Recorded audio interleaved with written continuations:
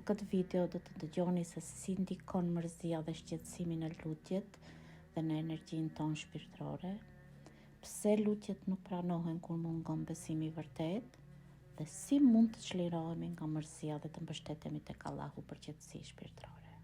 Pëlqenje dhe shpërndanje me të tjerët po ashtu që kanë nevojë të përfitojnë nga kjo temë dhe qëndroni me mua deri në fund. Shpesh herë ne mendojmë se mërzia për ata që duam është shprehja e kujdesit dhe dashurisë tonë, por shpirtërisht ndodh e kundërta.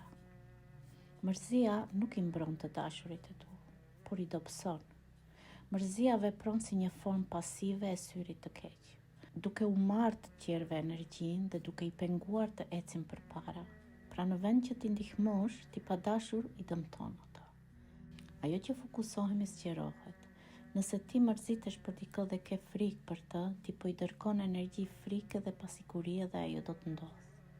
Mërzia nuk është një akt dashurie, është një shprehje energjetike e frikës dhe dyshimit dhe ajo vjen nga shejtani, jo nga Allahu. Allahu është burimi i paqes dhe dashurisë, ndërsa shejtani është burimi i frikës dhe shqetësimit. Pra si ndikon mërzia në lutjet e tua?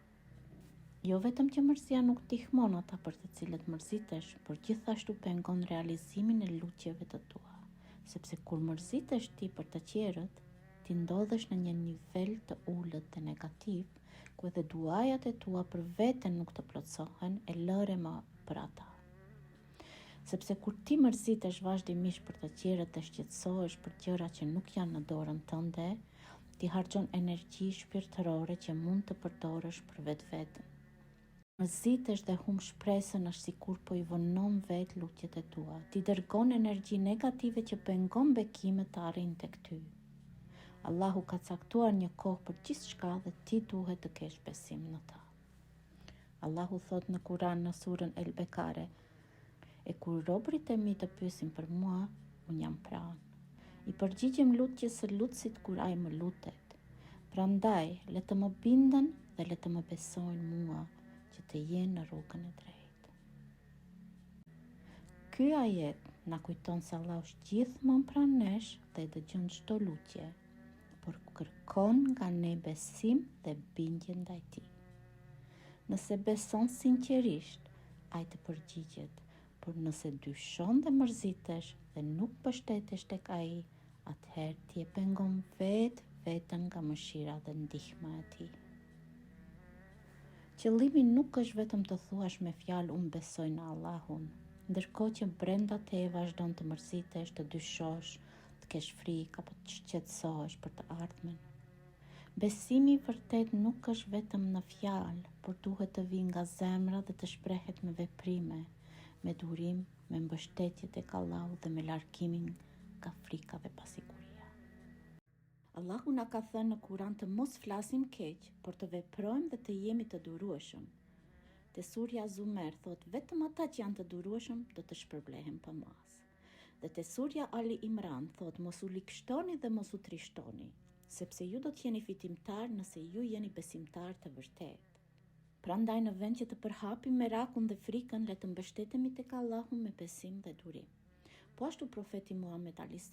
ka thënë mos flisni për veten dhe për të tjerët me pesimizëm, sepse engjëjt thonë amin për gjithçka që ju thoni. Nëse një prind shqetësohet, mendon dhe flet keq pa pushim për fëmijën e tij, ose e kundërta, nëse një fëmijë mendon, flet keq dhe jeton me frikë të vazhdueshëm për prindrit e tij, kjo bëhet një barë emocionale që dëmton të dy palët.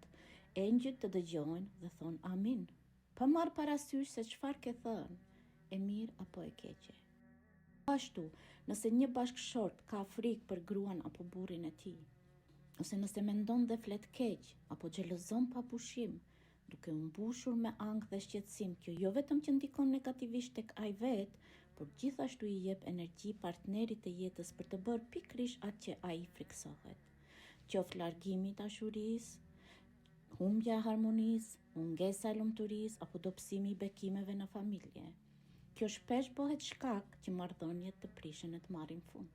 Kur Allahu mungon në marrëdhëniet tuaja, shejtani merr vendin e tij. Ai u përshpërit dyshime, frikë, mërzi dhe xhelozi, duke ju bërë t'i besoni këto mendime sikur të ishin të vërteta.